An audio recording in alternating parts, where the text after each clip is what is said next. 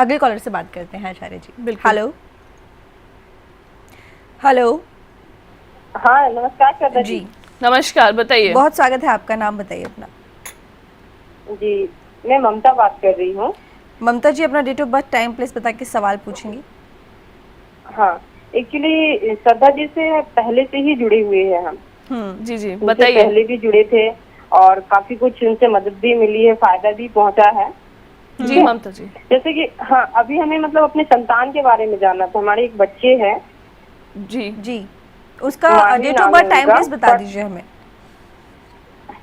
Date of birth है उनका, हाँ डेट ऑफ बर्थ है उनका 2 मार्च 2003 का है। जन्म समय क्या है? इनका जन्म समय सुबह के 8 बजे का है। और जन्म स्थान? सूरत है। क्या नाम है गुजरात में हुआ आपके है बच्चे जन्म का? इनका। नाम क्या है आपके बच्चे का और क्या जानना चाहते हैं उनके बारे में? सवाल पूछिए। बच्ची का मतलब पढ़ाई में मन नहीं लग रहा है।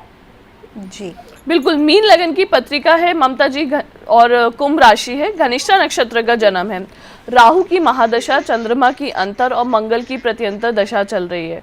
बिल्कुल ममता जी, मुझे याद है आपने पहले भी मुझे अपने पुत्र की कुंडली दिखाई थी। आपके पुत्र की कुंडली में अमावस्या दोष बना हुआ है, आपको इस बात का ज्ञान भी है।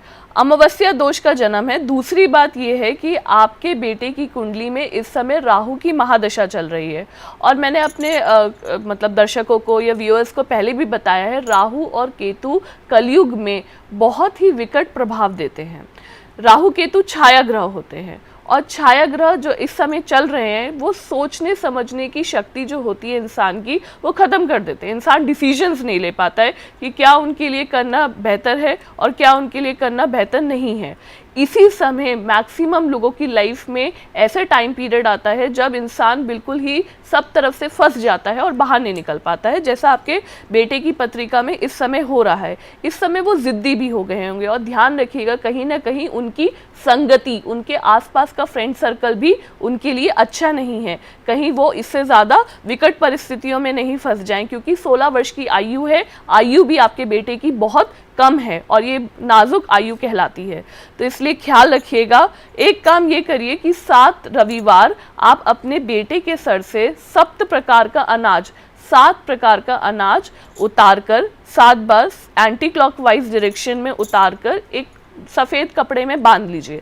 7 रविवार ऐसा करिएगा और उसके बाद उसे किसी भी जहाँ पे बहुत सारे पक्षी रहते हों, कबूतर हो, चिड़िया हो, उस जगह पे फैला के आइएगा 8वें रविवार। ऐसा करिए, इससे करने से आपके बेटे का जो पढ़ाई में मन है, कंसंट्रेशन है, वो भी इंक्रीज हो जाएगा और उनकी संगति भी ठीक हो जाएगी। लेकिन राहु की महादशा और चंद्रमा की अंतरदशा चल रही है जो कि बिल्कुल भी उचित नहीं है। इसलिए ईशान पुत्राय नाम की एक विधि करिए, लेकिन ये विधि वैदिक माध्यम से करिएगा। देखिए कई बार मेरे पास ऐसे भी कॉल्स आते हैं कि हमने बहुत अनुष्ठान किए हैं, बहुत क्रियाएं करी हैं और हमें लाभ नहीं मिला है। मैं बार बार कहती हूँ और अब भी कहती हूँ, सही इलाज, सही तरीका, सही तरीके से होना बहुत इम्पॉर्टेंट होता है। सिर्फ करने से चीज़ें नहीं होती, सही तरीके से करने से होती हैं। इसलिए कोई भी अनुष्ठान या कोई भी क्रिया, कोई भी पूजन पाठ वैदिक माध्यम से कराने से ही ज़्यादा लाभ मिलता है।